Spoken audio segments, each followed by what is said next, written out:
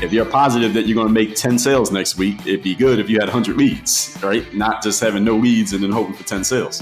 So the hope for a lot of people is they're thinking positively, but they left out the part about doing the work that leads to positive thinking, that gives you a logical, objective reason to be expecting something positive to happen. Put that coffee down. Creators are leaders. Be careful what kind of leaders you're producing here. Helen, we're both in sales. Let me tell you why I suck as a salesman. They realized that to be in power, you didn't need guns or money or even numbers. You just needed the will to do what the other guy wouldn't. I'm not leaving. The show goes on.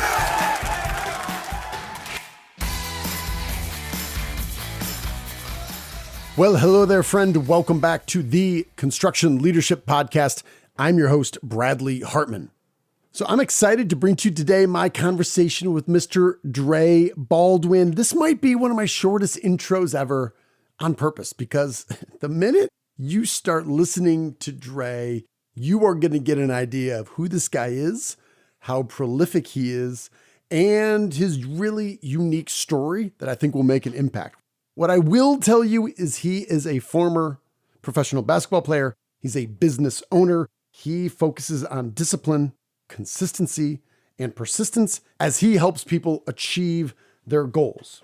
And as you will hear me say during this conversation, he is one of one. I've never heard of anyone else on the planet who shares his story, and it's not subtle. It's really unique and it's different, and I think you're really going to enjoy it. So without further ado, please enjoy my conversation with Mr. Dre Baldwin. As always, thank you for listening. Mr. Dre Baldwin, welcome to the show. Bradley, I am excited to be here. Thank you for having me on. Looking forward to this. Yeah, absolutely. We're going to start off with something a little bit unusual because I think you are an unusual guest for a couple different reasons for us here on the Construction Leadership Game Show that we'll talk about. So I'm going to give you a couple of kind of short questions. You're just going to give me one number, okay? Each response will be one number. Are you ready? I'm ready. How many videos have you created in your lifetime? 20,000. 20. The audience will now know why I'm starting this. How many podcast episodes, Dre, have you recorded? Well, that one's more precise. That's about 2,700. 2,700. How many books have you written? Officially 33. We might circle back to that in a minute. And how many TED Talks have you given? Now that one I'm 100% sure of. 4. Man, as I was researching you and listening to the podcast and diving in, we're going to talk about your book, The Third Day, which I really enjoyed, was just two things. Number one is just prolific in the amount of content you're creating. But I think more importantly, to members of our audience, our tagline that we close out every episode, and I might ask you to say this before we close, is you are owed nothing, deliver value first. This is what you're doing. You have produced so much content to help people. Let me ask you, we're going to bury your background just for a minute. Can we talk about time management? How do you manage your time yourself and your team to produce this much content to help people? That's a great question. You know, one of the things that I was talking to somebody about this earlier today is this concept called the slight edge. I'm sure you heard of that book. I see the bookshelf you have behind you.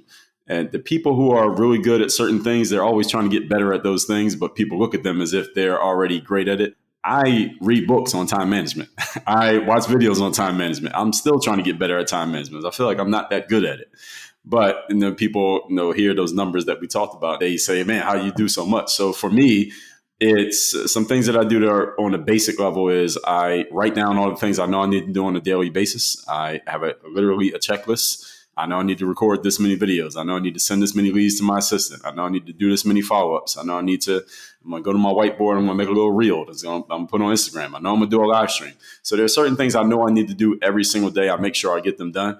I schedule out my times. I block off my time. I give myself time parameters to get things done. If I'm doing something, all right, I should get this done in 10 minutes. This should take 15. This should take 25. This should take 30. So those little things that to me seem normal and basic, but I know that a lot of people don't do them. So that's really how I am able to get as much done as I get done. On top of the fact that I pick up very well on strategies and hacks for ways to get things done faster and better. And I try to operate with a sense of urgency as much as possible and not allow myself to slack off and get lazy. Mind if I might dig just a little bit deeper? What sort of combination of either physical tools do you have? Do you have a notebook? Do you have a planner? I'm assuming are you using Slack or Asana or anything with your team internally? You mind if I just go a little bit deeper in that? Sure. So I used to use Slack a lot with my team. I don't use it as much anymore. Now I usually simply the calendar. Okay. And it's funny because I tell people this whenever I talk about time management and what time management really is, Bradley, is really self-discipline and self-accountability. That's really what it is. But you couldn't sell a course on self-discipline and self-accountability. You can sell a course on time management. So what I have my team do is we put everything in a company calendar and we have a checklist. All right, these are the things that need to get done every day. These are Dre's tasks. These are your tasks. This is your task. And as long as you check off all those boxes every day, we're good. My assistant sends me a message at the end of the day, every day, on the things she got done. I said, these are the 6 things I want in that message. I want to know that these things got taken care of, so you're accountable for them. So it's really just that simple. Anybody can do it. That's the whole point. So you don't have to learn any new app. Everybody knows how to use a calendar, right? So that's how we do it. Yeah, that's helpful. Yeah, I found when Slack came out, I'm like, this is fantastic. Let's do this. Let's improve communication. Right. And then Slack punched me in the face and I realized I just got to be on this thing all the time. And I'm like, you know what? We had a third party partner and they're like, hey, we got a Slack channel. Would that help us? And I'm like, it would. I'm not going to be on it. Can't do it. I got to focus. But so here's what I think is interesting, really interesting about kind of your story. My assumption is a lot of people would hear about you. They would see you. They would know in general your story. You're 6'4", you're fit, you played professional basketball, and instantly they would probably think of a story, which is you were super talented from the beginning, you grew up faster, you're a really good athlete, you dominated in high school, you got recruited to play in college, and then you had a pro career. Lots of people who end up kind of having that have some similar story to that. I've never heard a story like yours. Can you share with our audience how, the end is, I had a 9-year professional basketball career. However, the steps I took to get there, I believe it's one of one. It's a story I've never heard before. Yeah, I wish it happened the way you laid it out. It sounds good. Yeah, you and me both. Yeah, it did not happen that way. So, I only played 1 year high school basketball. I started playing ball at 8. I was 14 years of age. 1 year high school ball, sat the bench, 2 points per game as a senior in high school, which I tell people, 2 points per game in hockey or soccer, you're in the Hall of Fame. And in basketball, you're nobody. So I walked on to play Division III college ball, played in college, but it's Division III. So it's not like the scouts are coming and watching you and saying, hey, here's our next pro, this guy over here. So that was the case. I got out of college. Nobody was checking for me again. And I worked a couple regular gigs getting out of college. I worked at Foot Locker as an assistant manager. I worked at a gym called Bally Total Fitness selling memberships. Bally's out of business now, not because of me. I sold a lot of memberships in the summer of 2005. Then I went to this event called an exposure camp. You familiar with those, Bradley? Ever heard of them? I'm not, no. So an exposure camp is like a job fair, but for athletes. Okay. So this is where athletes who feel like they're good enough to play professionally, but right now they are unemployed, they go to these events. These are destination events to try to prove that they're good enough for another job. So it's kind of like a casting call, like for models. So everybody shows up and we all think we're good enough. And the audience is full of agents, managers, scouts, and coaches from around the world because they come to these looking for talent. So this is it's like a meat market kind of, and you pay for these. These are not free. So you pay to go to this event for the right to get seen, for the chance to play pro ball. So I went to one of these events at age 23. It was in Orlando, Florida. I'm from Philadelphia. We rented a car in Philly, drove to Orlando. It's about a 19-hour drive. We hopped out of the car at 9 a.m. Saturday morning. And the camp started at 9 a.m. Saturday morning. So at age 23, I could get away with that. Couldn't do it now, but did it then. Played pretty well at that event. And I leveraged my performance there and the references and the footage and all of that I got from there. That's how I got started playing pro ball. So Lithuania, Montenegro, Germany, yes, Mexico, Croatia, and Slovakia. Let me ask you, aside from basketball, what sort of life lessons, people lessons, cultural lessons did you pick up? Because I'm just super jealous. I lived in Mexico for a while, and I feel like I had my mind blown about so many aspects of my own little world of what I thought I knew about people and how things work and communication. Mm-hmm. You lived in some amazing places. What did you learn from there? What are the big insights that you learned about people and culture that you still rely on or think about today? Nobody's ever asked me that. I'm not sure if there's anything that I was consciously thinking about at the time, Brad, because really I was just thinking about basketball. Really, that's the main thing I was thinking about all those places I was at. Now, I was out and about. I was outside, talking to people, talking to girls, partying, going to restaurants, trying to figure out what to order and not get sick. I was doing all of those things. But at the same time, I wasn't so introspective about the experience at the time because, again, I was just thinking about how do I play good in the next game? Because when you're over there, it's cutthroat. You can get released or fired, as we call it, for one bad game. So really, that was my focus was what's the next game? When's the next? You get fired for a bad practice, believe it or not. So that's really what I was focused on at that time. I wish I had the mind then that I have now. I would have got a lot more from it. I have a better answer for your question. That's all good. Well, I do want to hear about, was the Overseas Basketball Blueprint, was that your first book? No, that was book number 5. That was book number 5. All right. So maybe tell me a little bit about that, because when you kind of shared the story, just kind of, hey, living all these places, and realized, now granted, this is a niche market, talented people, not quite talented to play in the NBA, but supremely talented professional basketball players who are living abroad, see a need, fill a need, work on your craft. So maybe tell me about the first 4 books. Like, when did you say, like, hey, I've got things that I have to share and I'm going to do them in a book? And then maybe just tell me just a little bit about kind of the response and kind of what you got from those early books that got you rolling. Sure. So actually it was book number 6. I'm lying. So it was number 6. So my first book was just a book called Buy a Game. And that was me just telling my story, because at that time, my whole audience was basketball, 100% basketball. And these players just wanted to know my story. So I just wrote up my story from the time I started playing till the time I got out of college. This is only about a 8-year period. So I just wrote that book as a storybook. That's the only book of mine that's a narrative. All the rest of them are more like self-help, business related. And that was the first one. I put it out for free. And then the next 4 were the 4 books I called a bulletproof bundle. So that was The Mirror of Motivation, was my discipline book. Super You is my confidence book. The Mental Handbook, my mindset, mental toughness book, and 100 Mental Game Best Practices. That's the personal accountability book. So those are my first 5. And then when it came to the Overseas Basketball Blueprint, where that came from, Bradley, was actually I had written a bunch of articles about how to play basketball overseas, because I would get this question a lot. How do I play overseas? Or how do I get an agent? Or which exposure camp should I go to? And I took a bunch of those articles that I had written, because I had written like 30 articles at that time, and I compiled them, edited them, and put them into a book. And that became the Overseas Basketball Blueprint. Years later, I wrote 3 more books, and I created the Overseas Blueprint Bundle. So now there are 4 books in that whole bundle. One about agents, one about exposure camps, one about the business, and one and the Overseas Basketball Blueprint. And you are 100% right. This is a great niche audience, because these are ball players they feel like they're good enough to play pro, but they're not playing pro yet. This is an amazing niche. And if this niche of people had more money, that would be all I'd be doing for a living. We probably wouldn't be having this conversation. I would just focus on them, and I would just make millions and millions of dollars owning this niche, because I started this niche. I did start this niche. I say that humbly but confidently. The only reason that I don't do that full time is because think about who you're talking about. Players who feel like they're good enough to play basketball, but they have no job. So it's not a lot of money to pull out of that niche. So that's why I have the books, but I don't focus on that business wise. That's where it came from. Yeah, you just mentioned something just about kind of that 7-8 year period for you. Maybe I'll tee this up, thinking about kind of your coaching clients, how you can help part of our audience that I find they struggle with often, even though looking in the rearview mirror, they recognize that, oh my gosh, over the last 3 years or 5 years or 10 years, I would never have predicted the growth or the success that I've had.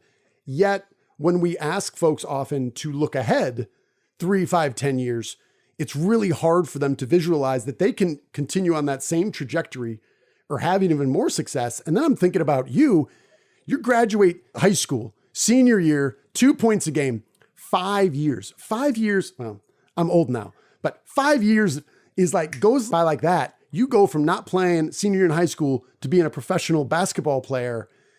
To me, that's stunning. So I don't know, how might you help folks that are listening to say, I hear what you're saying, and yes, I've been happy with my growth, but it's hard for me to visualize that I can even do more and do it faster in the future. Well, the biggest thing for me is that I wasn't envisioning being in Kaunas, Lithuania when I graduated from high school. I'm not even sure I even heard of Kaunas when I graduated from high school. All I was focusing on was, can I still see the vision in my mind that I can get better and I can improve? That's the only reason why I went to college, with the intention of walking onto the basketball team. For those who don't know what that means you're not invited or recruited. Nobody's heard of you. You literally walk into the gym and you try to play your way onto the team. Only reason I had that idea, I didn't even know where I was going to go at that point.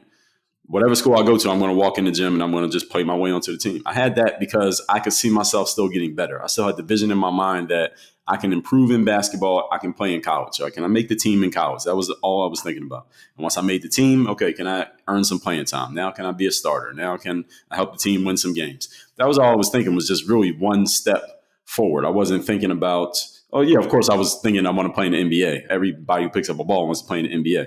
But it was really, that was the kind of like the big picture, big, hairy, audacious thing. But really it was just day by day. Am I improving? Can I see myself getting better at this thing? Am I still excited to keep trying at this thing? When I have a hard day at this thing, do I still feel good about coming back and getting some get back for yesterday's bad day? As long as I can keep seeing that vision in my mind, that's why I kept showing up. So that really was all I was thinking about. And then it just took it one step at a time. And because I had that vision in my mind, Bradley, what happened is I started meeting people who helped kind of lay those stones out in front of me, the next step. One of my best friends, my teammate, Wes Pfeiffer, who I played in college with, we're the only two guys from my college who ever played professional basketball. This is not some pro basketball factory we went to. He knew guys who had played pro basketball overseas. So he knew stuff like, Dre, there's these things called exposure camps. You pay money, you go, you play well, they see you, and now you can get your opportunity to play overseas. I never knew those things existed until I met him. And we met it was kind of by luck how we even ended up at the same school at the same time. But it's because I had that vision in my mind, these quote unquote lucky things start to happen to you. But I was just focused on the main thing, was to just keep getting better, keep working on my game. And someone else who had the same vision, of course we're going to run into each other, right? In this random place. So that's how it happened. I think that just speaks to the importance of, number one, having a vision, and also having a little vulnerability and putting the risk out there that you can share even what you think might be a crazy goal that you're afraid to tell people. But when you do, all of a sudden people are like, oh, hey, it's a small world. It's a small industry. How do we connect each other? But I think that's a good segue into the third day. I'm going to read something here and then I want you to take it. This is from your book, The Third Day, the decision that separates the pros from the amateur. The third day is not an occurrence, it's a decision. The decision to commit to the completion of a task, even when you're fatigued and depleted. The third day is your decision to act with urgency, fully utilize time, eliminate excuses, and not buy your own BS. The third day is self-discipline applied when you least feel like applying discipline. Take it right from there, because this is a human issue, right? This is something we all kind of struggle with. So once we establish what the third day is, what's the next step that our audience might be listening and kind of where we take it from there? I like that. That's dope. I got to read that again myself. I like that. So what's the next step from there is really the third day is, again, as I said, it's about, just like we talked about with time management, it's about self-accountability and self-discipline. And a lot of people have surprisingly very little of that. Actually, it's not surprising. Most people admit it. They laugh about it, but a lot of people don't have that. And the biggest reason people don't have it is because they don't know how to create it. They think it's something that they have to force feed themselves. When actually the way that you get discipline in life and accountability is you put a structure in place that produces discipline and accountability as byproducts. So that's what the structure is. So for example, I played a team sport. When you play a team sport, there's a coach. The coach says, okay, here's the gear that you need to wear in practice. And here's what we do during the games. And here's how you travel to the games. And here's what time practice is. Here's the things you can do. Here's the things you shouldn't do. Here are the rules. Don't break these. What is that? That's structure. And when you follow the structure, automatically you are disciplined because the structure is going to produce the discipline of you following the whatever are the accepted behaviors. Same thing when two parents at home telling your kids, hey, this is what you need to do. And they follow the structure of the parent, the discipline is produced. And when there is no structure, there is no discipline. And the challenge for a lot of people is that they have no structure, but they're trying to make themselves be disciplined. That's an inaccurate formula. So when you operate by inaccurate formulas, of course, things aren't going to work out. And then you get frustrated because you're trying to make something happen without the right ingredients. It's like you're trying to bake a cake with no oven. It's not going to work. So that's the biggest thing with the third day is you got to put the structure in place. And I think I got a chapter in there about that. You absolutely do. I love obviously the work on the game. You got that trademarked, and this idea that life, and then it's different components. There are rules to these games. And if you start thinking about this, these are all games. The question then is, do I understand the rules? And I've got a 16-year-old and we're coaching some folks in the 20s who are, in lumber building material sales, and they'll often talk about the struggles. And I was like, sounds like you don't understand the rules of the game. And they're like, what do you mean? Right. And, and some of this is, it just comes with experience. It comes with maturity. But I love that you just kind of think about like, these are the rules. That is the structure.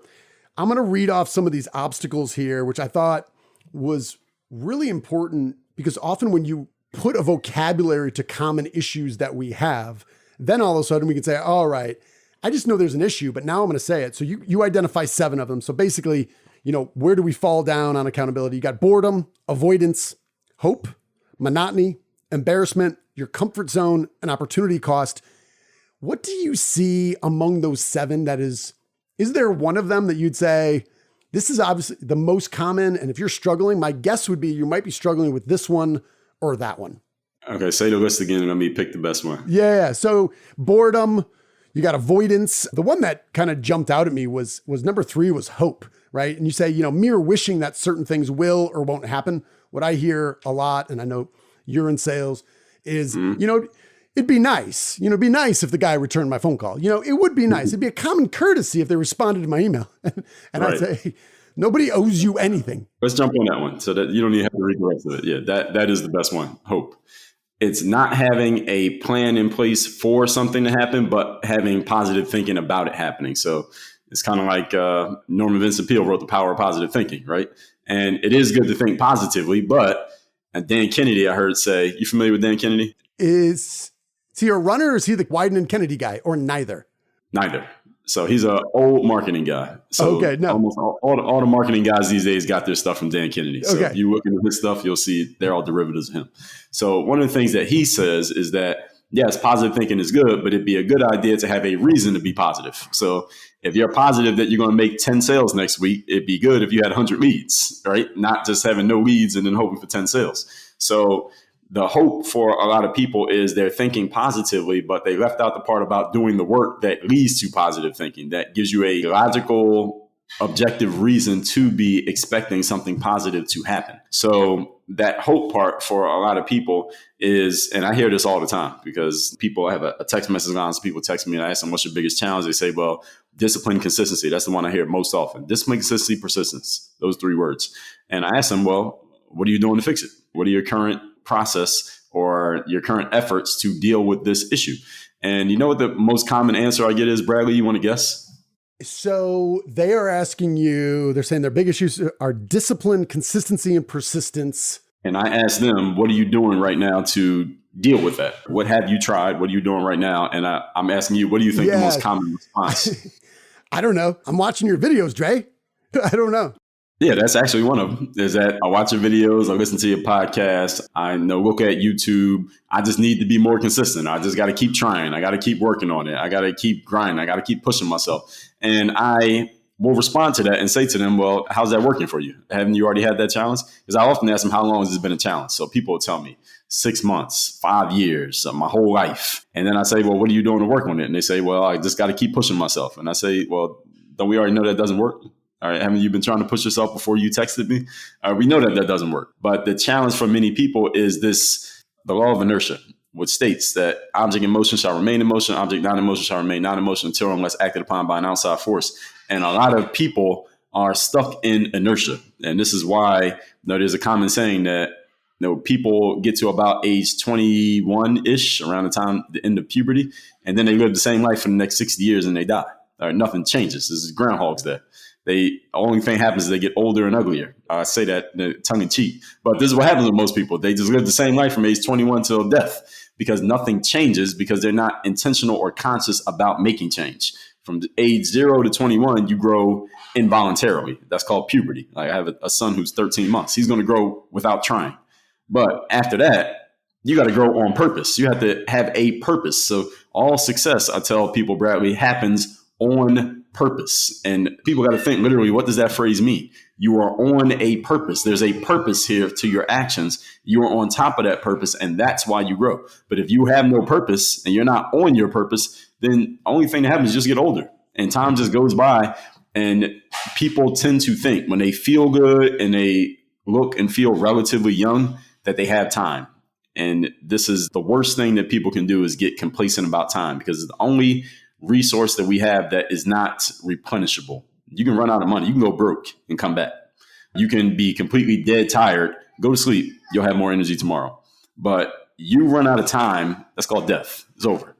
And I talk about this a lot with my audience. This is something that people just tend to push to the back of their minds for some reason, especially in the world that we live in now, where nobody is not like most of us walk out of our house and we feel like our life's in danger. We don't feel like we won't make it back home. And we get very complacent about time. We have no sense of urgency about our lives and our goals and what we say we want to do, as if we have unlimited time to get to them. Your time is not unlimited. And I try to remind people of this as much as possible. I don't think people really want to hear it, but the people who do, they get it and they appreciate it. Last week, we have something called the National Sales Analytics Association. So got to have clients of ours who are looking at kind of sales analytics in a different way. And we got some really smart PhD guys that help us kind of do some data visualizations. And we were talking about kind of roster construction in sales, specifically in the construction industry. And guys were just kind of lamenting. They're saying, like this, exactly what we said, sense of urgency just doesn't seem to be there. And they question just if people have this level of persistence. If people are listening and they're either thinking, I need someone on my team to listen to this, or quite frankly, I don't really have that persistence. I'm going to make one phone call. I'm going to send one email. If I don't make the sale, if I can't connect with the guy, you know what? I'm not going to beg for it. Is there a way to help coach people to persistence to improve that? Or is this something that you can kind of show them the path? But you talked about in your book, like, I don't do motivation, right? So maybe talk about that a little bit. Yeah, a couple of answers to that. So one, is there a way to coach someone into persistence? The answer is yes. However, you are only talking about 2% of the population. All right. So if your goal is to talk to people who are looking to be coached into being persistent and being disciplined and being mentally tough and doing all the stuff, you're talking to 2% of the population who is already looking for that stuff, and you just want to hope that you're the one that they choose to help them with it. Now, when it comes to the other 98% of people, could you coach them on it? Yes, if they wanted to be coached. The challenge is they don't want to be coached on it because it's not like they're unfamiliar with the concept. So what you would have to do, especially if you're talking about people who are in your employ or they're part of your team, they're part of your staff, is that you have to put for example, I'll tell you, I was talking to a guy a couple of days ago on a coaching call, and he has staff. And he was saying, well, Dre, one of my challenges is, at the beginning of the call, he's telling me this, one of my challenges is I want the people who work for me to treat this company like they own it and really show up like they own the company. And I said to him, that's not going to happen because they don't own it. So what you need to do is you need to put a process and a system in place that holds them accountable to doing what you want them to do, because they don't own it. They work there. And if you go out of business, they'll go get a job somewhere else. That's what it is. They don't own your company. You own it. So what you have to do is put the system in place to answer your question here, Bradley, and hold them accountable for following the steps of the system that naturally produces the persistent discipline. So if the system says you got to put 10 leads in the system every day, or you got to make 20 calls every day, and if you don't do it, you're fired.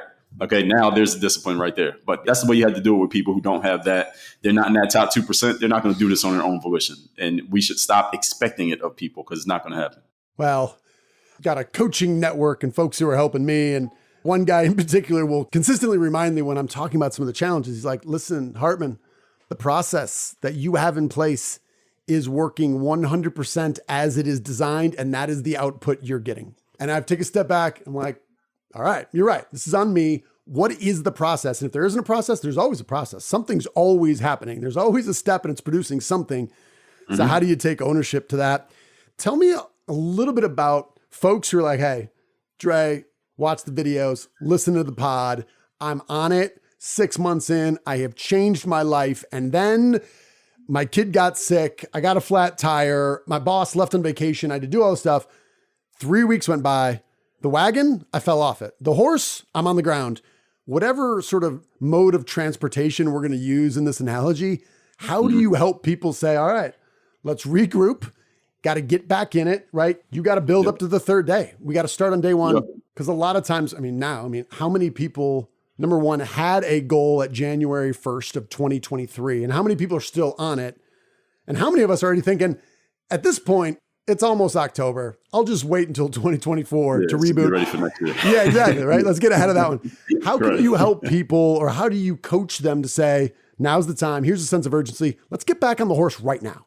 I appreciate the question. So there's a chapter in the book called The First Day. So the first day is all about giving an example. I'll use myself as an example. So I remember I didn't play basketball for a few months after I had graduated from college. This is right when I started my job at Foot Locker, because I'm going to Foot Locker every day to go work.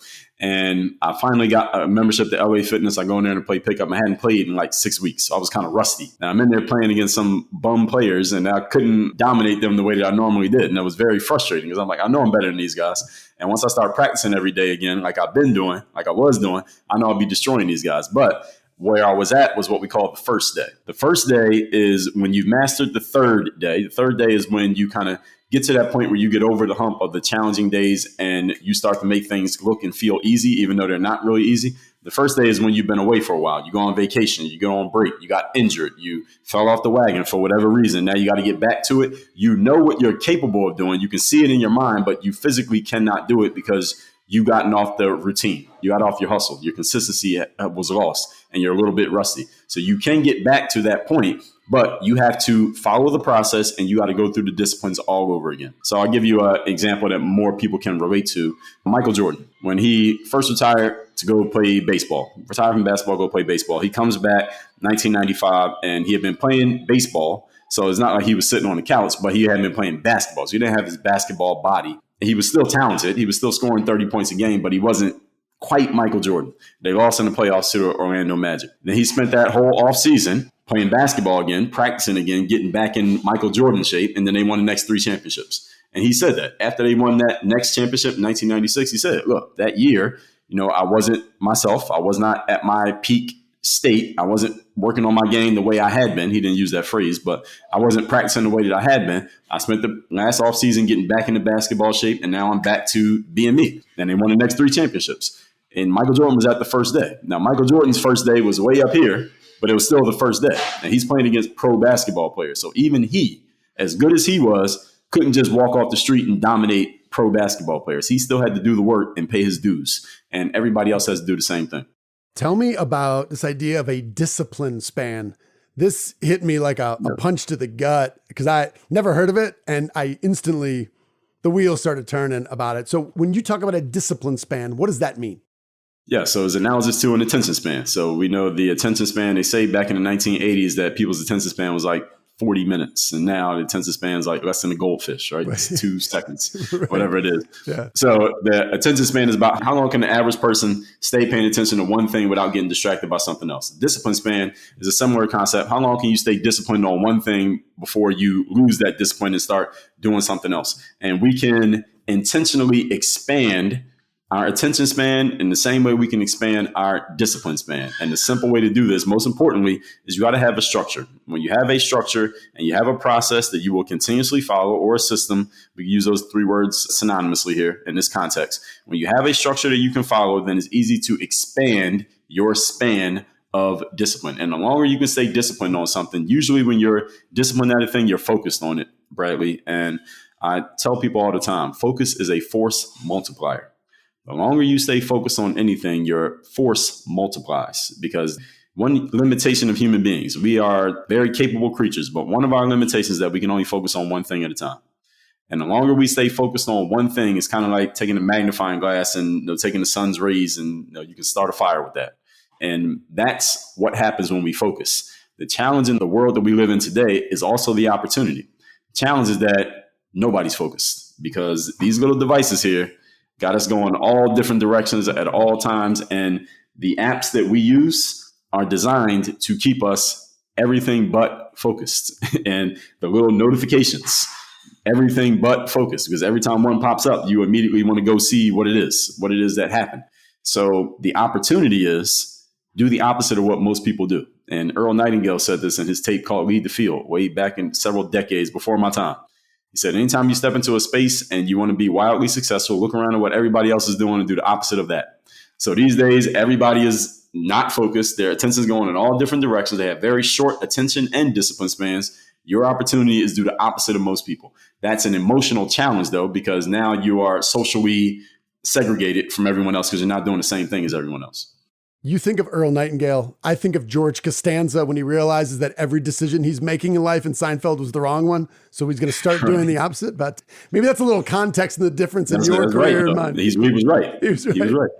All right, man. Well, hey, Dre, I'm watching the time here. I got 2 questions from listeners specifically for you. This one is someone close to me. He's a 16-year-old junior in high school, struggling right now with kind of post-physical, had some operations that gave him kind of setback from his basketball dreams, also having some other aspects that are just kind of making it harder. And he said, as a 16-year-old heading into his junior year, how did you get past the mental side of wanting to quit and just give up? Excellent question. Because when I was 16, I did face that. It was actually after basketball tryouts because I got embarrassed in my junior year tryouts by a senior who was way stronger than me. He just posted me up and scored on me like 5 times in a row. So everybody was laughing at me.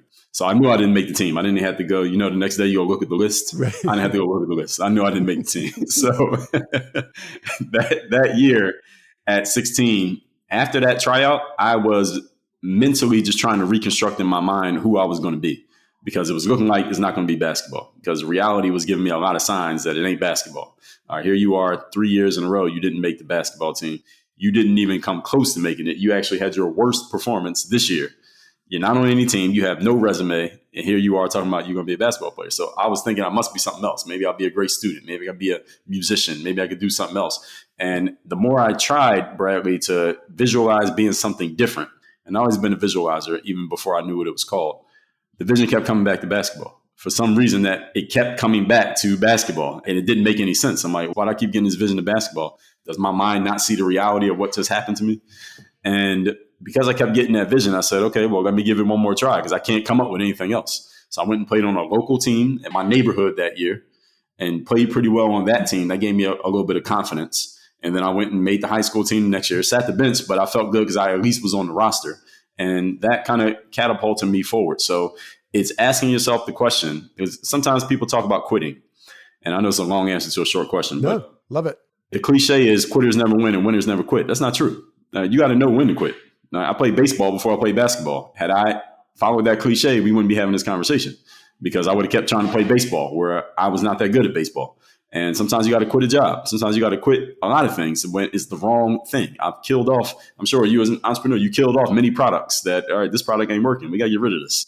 All right, you got to know when to get rid of something. So it is not okay to just stay on something just because you started it. But as long as you can see the vision in your mind of you being that thing, you need to keep showing up. And as long as you still feel the drive inside of you, there's a spark inside of you to go do whatever is necessary right now to take the next step. So even when I wasn't on my high school team and I'm playing for this local team at the rec center, I was excited to go play in those games because it was me proving to myself. And I knew this was a stepping stone to the next thing. So as long as you can still see that vision and you're still excited to do whatever the process is now. So if it's rehab, if it's whatever you got to do, even though they may be slow steps, as long as you feel good about doing that, you need to keep showing up. And when that light goes off and you can't see the vision anymore, now it's time to move on. Great answer. That's going to be helpful. Last question. Work with a lot of folks and a lot of listeners are going to be kind of the under 30 crowd who are talented, ambitious. They want to get ahead. They want to get promoted. They want to continue to move up that ladder. And meanwhile, they have oftentimes owners or bosses or managers who are saying, I see it. I see talent. I see the ambition. It's important to kind of get this maturity and this experiential learning in the role that you are in now. For folks that are listening, and maybe any way you can frame this, for managers, how to communicate to the younger folks, like, hey, just embrace all the learning you can here. But at the same time, part of life is just taking what you think you are ready for, that you have earned. How might you just balance some of the folks that are young and ambitious, but feel like maybe they're being held back? That's a great question. So the person feels like they're being held back when they are ambitious is, number one, look at the people who are ahead of you and let's get objective here. Are you outperforming them? Are you performing in such a way that you are objectively and demonstrably better than them? That's number one, because you have to prove it. It's one thing if you feel it, it's another thing if you can prove it. And number two, if you're performing about at the level that they're at, but they were there before you, then you don't really have a gripe. you really don't have a claim because they were in the position before you were in the position. So you don't really have anything. So number one, you got to prove it if you feel like you're being held back. Number two, you always have the option of going somewhere else and proving the last person wrong, but you better be right. So there was a guy, he worked for the 76ers a few years ago called Sam Hinkie. He's about Sam Hinkie. He's a venture capital guy now, but yeah. Yeah, he's a venture capital guy, right? But he was with the Sixers, and he had them losing on purpose for years. And he said, the thing is, when you bet on yourself, you can't just bet on yourself. You got to be right.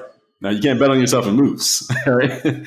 When you go against the grain, you got to be right when you go against the grain, and then you become a hero. But if you go against the grain and lose, you're forgotten, and you get fired, right? So the thing is, if you feel like you're being held back and you want to go somewhere else, I used to tell athletes the same thing. You feel like the coach is holding you back, not giving you playing time? Okay, quit that team, we'll get another team. But you better make that other team, and you better do something on that team, because if you don't, then now you're the loser.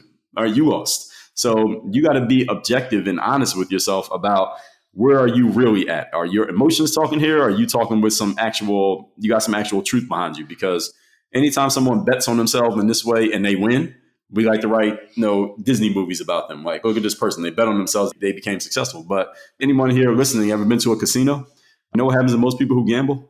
They lose. All right. This is why the house always takes you. So be careful if you're thinking about betting on yourself, because your emotions are talking. Because emotions are great gas pedals, but they are terrible steering wheels.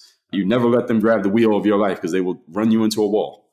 I love that. Yeah, there's that idea of a survivorship bias, which right, exactly. You listen to Bill Gates and you look at Steve Jobs, and you look at Zuckerberg, and you're like, dude, everybody's dropping out of college and billionaires. Right. And you're like, no, a few of them are. And we wrote books and we're having movies about them.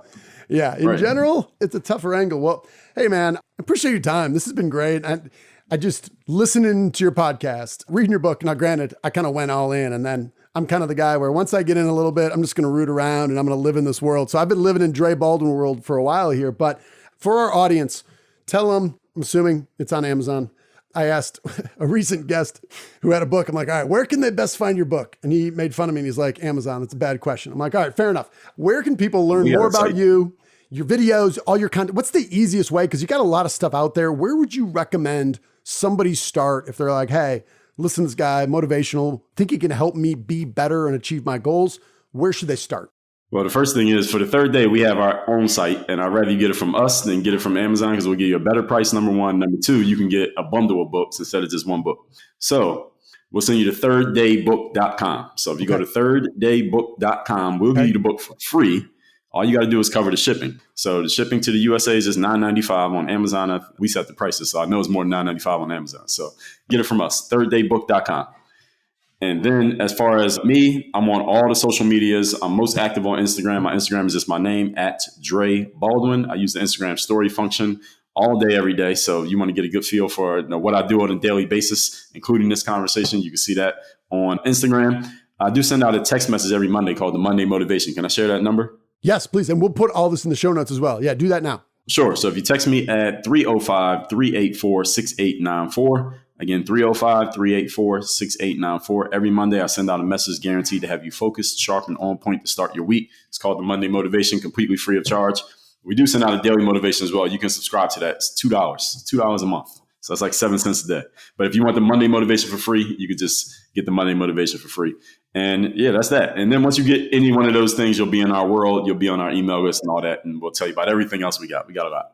Well, hey, man, we'll have to some other time. I don't know. Next time I'm down in Florida, Miami, I just think what we didn't touch upon is just what you are great at: social media, online selling. I can only imagine offline selling.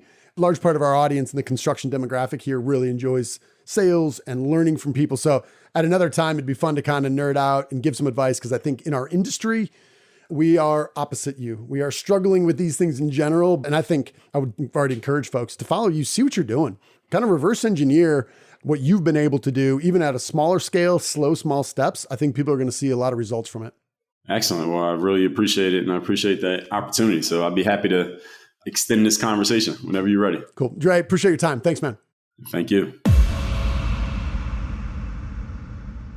All right then, friends, how did that go? Hopefully you understood why my intro was so short. We came out of the gun hot. We jumped right in, and I really enjoyed talking to Dre. I feel motivated, and I think some of the things that me and my team that we are working on that I think was getting just a little bit stale. I think listening to some of his podcasts and reading his book really just helps you kind of declutter and really focus on, the old mantra, the control what you can control. If you did enjoy this conversation, please rate and review us on whatever podcast platform you are listening to. That means more to us than you know, as we try to bring this construction community closer together with people inside our community and some really smart, unique voices outside of it, like Mr. Dre Baldwin. Now, as you heard in our conversation, Dre said he has created 20,000 videos, which is just staggering to me. And while we are not trying to replicate Dre, couldn't do it, can't do it, don't have the skills, don't have the stamina, don't have the whatever else it takes. We are doing more videos, and we are putting those on YouTube, right where Dre's at. If you look up Bradley Hartman & Co., you will see video content from all our podcasts and our conversations and the one and only Construction Leadership Game Show. That's right. The first game show in the history of the construction community. It's called the Construction Leadership Game Show. We're putting it all there. It is free. Why are we doing it? We want to make it more accessible. We want to make it easier to share with your teams to help us build more profitably, more enjoyably, and safer. All right, that's all I got. I'm going to quit talking. You, my friend, you're owed nothing. Deliver value first. Make it a great week.